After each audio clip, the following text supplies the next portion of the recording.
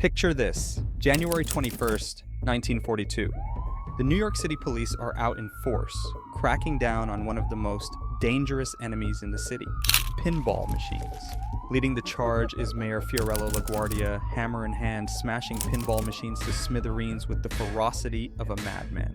And beside him, Police Commissioner Valentine is enforcing the new ban with almost religious fervor. The message is clear: pinball is public enemy number one. But how did a seemingly harmless game become the target of a fierce crusade? Let's go back to the beginning and find out.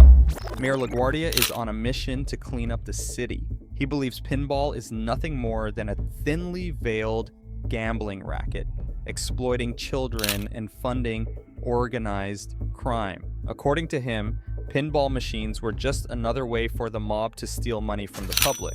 LaGuardia calls them a penny-stealing racket. To make matters worse, it's wartime. The United States had just entered World War II, and LaGuardia sees pinball machines as a waste of valuable materials, like steel and copper, that could be used for the war effort. He finds an ally in Magistrate Ambrose Haddock, who ruled that pinball machines are indeed gambling devices. This ruling provides the legal loophole LaGuardia needs to start the raids. With Police Commissioner Valentine by his side, they confiscate thousands of pinball machines, smashing them in public demonstrations. But pinball isn't going down without a fight. The Amusement and Music Operators Association, AMOA, representing pinball machine operators, claims that pinball is a game of skill, not chance. However, with no flippers on the machines at the time, the courts rule otherwise. Some New Yorkers think LaGuardia is doing the right thing. The anti-gambling crowd cheers him on, seeing the ban as a moral victory. Others, like kids who just want to play their favorite game, and bar owners who rely on pinball revenue, aren't so thrilled. To them, the raids feel like an overreach, a government crackdown on harmless fun.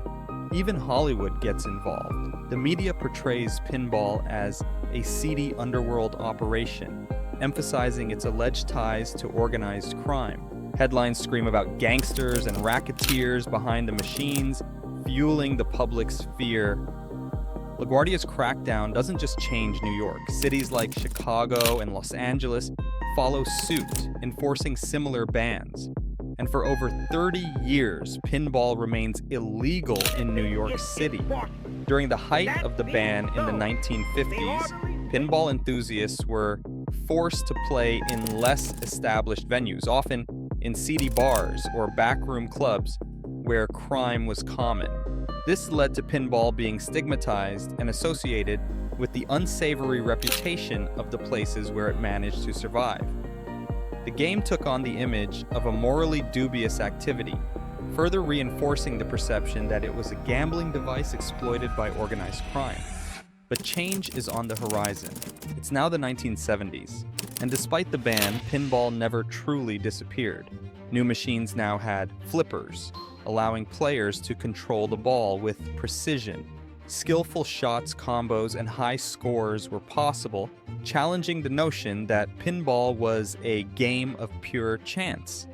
The Amusement and Music Operators Association, AMOA, representing the operators who had kept pinball alive, found a hero in Roger Sharpe, a pinball journalist and avid player.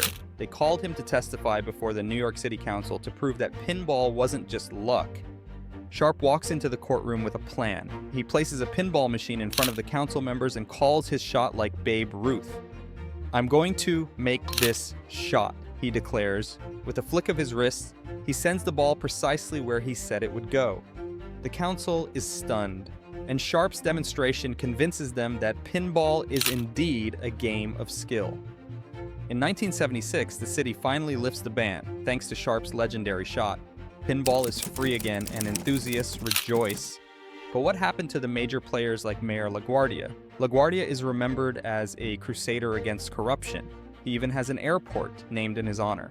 But he's also remembered as the man who strangely banned pinball for 34 years. And Roger Sharpe? Well, he cements his legacy as the savior of pinball. Today, New York City's pinball scene is thriving. From hipster bars in Brooklyn to competitive leagues across the boroughs, the game is alive and well.